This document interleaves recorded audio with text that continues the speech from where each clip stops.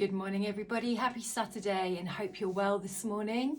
I'm going to do a video today on heart awakenings and what heart awakenings are.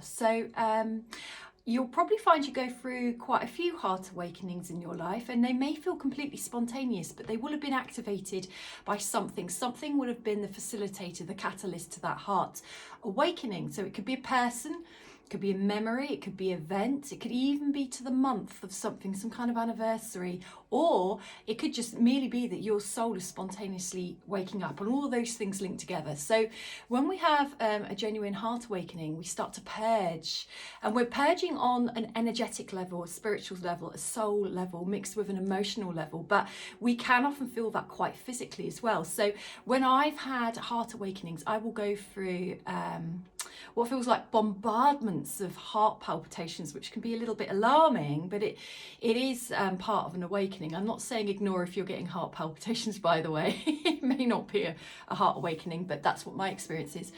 And what will happen is I'll feel energetically and physically quite deep pain in my heart, and I may not initially be able to ascertain where that is coming from. I might be having the happiest time of my life and just wow, there it is. And these types of heart awakenings can go on for days, weeks, months, even years if you've got a lot to purge. And it is basically a massive release. You can class it as this life, you can class it as past life, and it usually gets triggered, but it is for your highest good. So people can often get lost in them. It can feel similar to a dark night of a soul as well, where something really deep is going on, and yes, it is, but we don't always understand what or why. And it's one of those things that I often say to people: we don't always have to have all the answers. We don't always have to know why.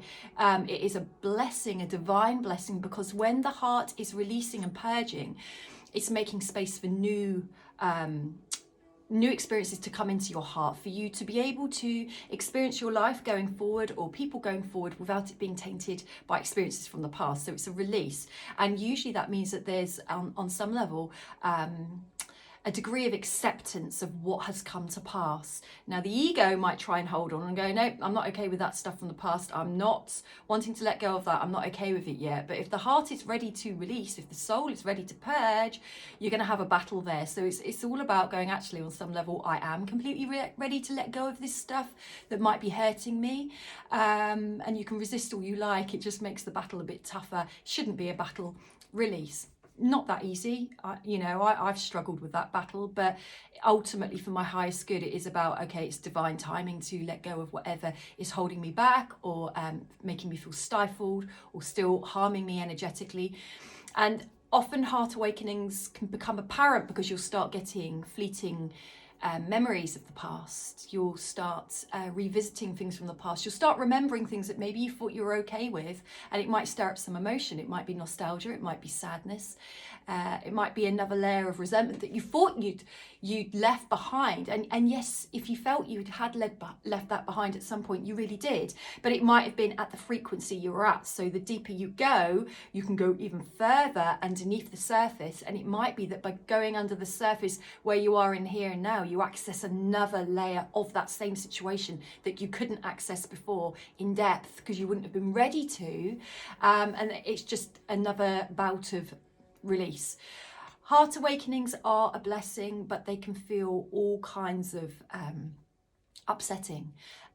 It can be spontaneous tears, it can be spontaneous rage, it can be like, I get like a burning sense in my chest if I'm ever working with the heart chakra, and it's always a sense something's purging off, and it can go on for as long as it likes, and then it will just stop and it's done. I may be none the wiser what I've just purged, but I just accept it is what it is, because this planet is realigning with itself. Our souls are coming more into alignment with our true selves, which means any clutter from our past cannot come with us. We're raising in vibration. The stuff that vibrated when we were down here cannot come up there. We have no choice but to release it, so that our whole being, all parts of ourselves, can rise up to that vibration. The worst thing we can do is resist what comes up. Easy to do. You might want to write a list of how many tactics you've managed to collect in your lifetime to avoid. I've got loads and they're still very tempting. But really, at the end of the day, what that is fear. I don't want to go there because that might hurt. Well, it already hurt when it happened, so revisiting it is not going to be as bad as when it happened. It's just bringing up the last residue of energy that's still attached and connected to it.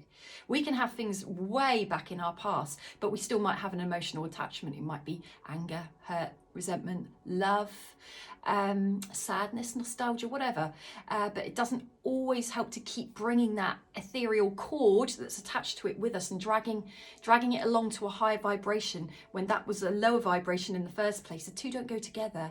So I think with so much change in the world, people are beginning to have more spontaneous awakenings and heart releases, because I'm seeing it. And people often don't know what it is, and they're going, I didn't know I felt this way. Well, that's okay, but if you're releasing those emotions, it shows on some level you did. So happy heart awakenings, everybody. Have a great weekend.